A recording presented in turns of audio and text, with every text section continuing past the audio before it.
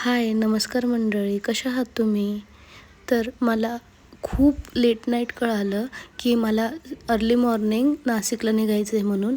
तर त्यामुळे माझी काहीच तयारी नव्हती. मी, दीदी, मावशी, माझा भाऊ आणि माझे काका आम्ही 5 जण जात होतो नाशिकला. दीदीची ड्युटी असल्यामुळे तिला सुट्ट्या भेटत नव्हत्या कुठे बाहेर गावी जायसाठी. तिला खरं म्हणजे पुण्याला जायचं होतं बसण्यासाठी, पण तिला कॉम्प्रोमाइज करून धुळ्यात बघितले. धुळ्यात पण नाही आवडले. लास्ट ऑप्शन नाशिक होतं. त्यामुळे आम्ही नाशिकला जात होतो. नाशिकला असं ऐकलं होतं की टेक्स्टाईल मार्केट खूप मोठे आहे आणि खूप छान आहे. तिथे साडीची क्वालिटी वगैरे मनासारखी मिळेल. बाय द वे, माझा बड्डे होता काल, तर मला खूप जणांनी विशेष टाकले यूट्यूबला पण आणि इंस्टाला पण माझं एवढं रिप्लाय देणं झालं नाही कोणाला. आणि sorry for late reply. Thank you so much तुमच्या सगळ्यांच्या ह्या प्रेमासाठी. त्यानंतर आम्ही मंत्रा म्हणून एक टेक्स्टाईल आहे नाशिकच्या अलीकडे, तिथे आम्ही थांबलो. बट आम्हाला तिथेही नाही मिळाला जो कलर तिला हवा होता. मनासारखी साडी तिथेही नाही मिळाली. त्यानंतर आम्ही बघितले, म्हणजे मला पण साडी, अजून लग्नाची साडी माझी पण बाकी होती, मावशीची पण बाकी होती. आणि जोपर्यंत लेडीजचे कपडे आमचे होणार नाही, साड्या असो लेहंगे असो, तोपर्यंत जेंट्सची तर होणारच नाही. कारण मॅचिंग घालायचं, थीमच तशी होती की मॅचिंग घालायची आहे. प्रवासामुळे असो किंवा बाहेर तेलकट खाण्यामुळे असो माझा प्रचंड आवाज बसलेला होता. मला सर्दी वगैरे खूप झालेली होती, म्हणून प्लीज सॉरी, पण माझ्या ह्या आवाजाकडे इग्नोर करा. त्यानंतर आम्ही दुसऱ्या टेक्स्टाईलला गेलो. बरं, उन्हाची कृपा होती की त्या दिवशी एवढं ऊन नव्हतं, म्हणजे पावसाचं वातावरण होतं, पण मग पाऊस पण नाही झाला. मेन म्हणजे आल्यापासून तिसऱ्या दुकानात आहे आम्ही. ह्या व्यक्तीमुळे, हिच्यामुळेच.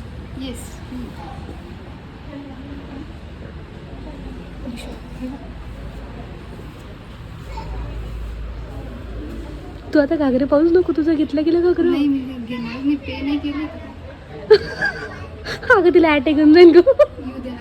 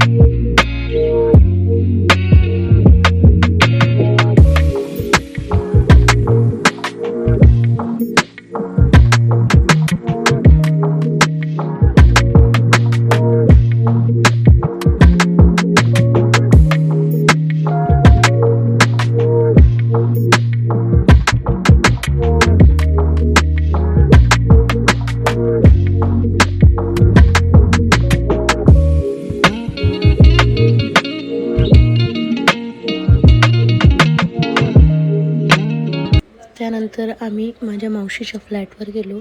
तिथलं काम कुठवर आलं आहे ते बघण्यासाठी. तिच्या फ्लॅटचा ॲम्बियन्स एवढा मस्त होता गॅलरी वगैरे मला खूप खूप आवडली. आम्हालाच तिथे रात्रीचे 9 वाजले फ्लॅटवरच. कर ना तसं. अगं कर ना. अगं गेली.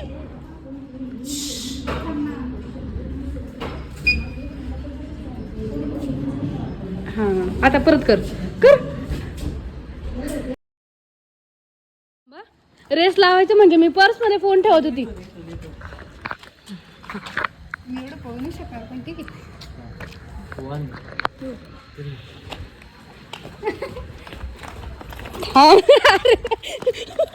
आता तिकडे मी तिकडे.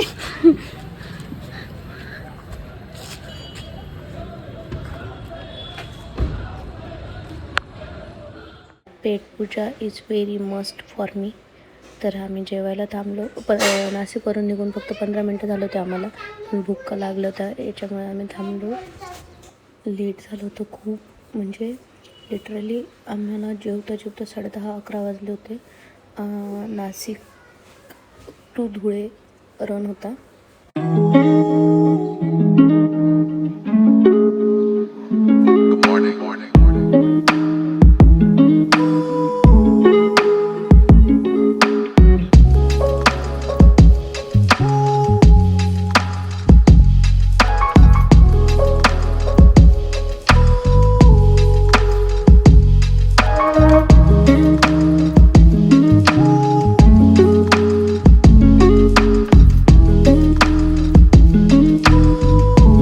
दीदीला जेवण झाल्यानंतर झोका खेळायला नाही सांगितलं होतं माईने, पण मग ती गेली की मला खेळायचं थोडंसं झोका म्हणून सने, आणि मी तिला बोलवायला गेली तर मी पण तिच्यासोबत झोका खेळायला लागली. ही ही ही.